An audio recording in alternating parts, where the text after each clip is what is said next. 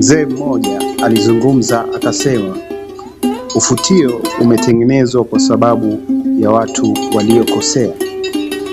Na mtoto aliyekuwa akimwambia naye akajibu, ufutio umetengenezwa kwa wale tu ambao wako tayari kukubali makosa yao. Hili somo linatufundisha nini? Siku zote lazima tuwe watu wa kuweza kuyakubali makosa ambayo tumeyafanya. Na makosa yapo tu siku zote, usije ukafikiri utaishi duniani bila kukosea. Inapotokea basi umekosea, usikate tamaa wala usivunjike moyo. Jifunze kufuta na kuanza upya. Kama umeanguka, jifunze kujikung'uta na kuendelea mbele. Makosa yapo ili uweze kuwa imara zaidi. Huwezi ukawa mtu kamili kama haukupita katika sehemu ambapo umeyaona makosa yako.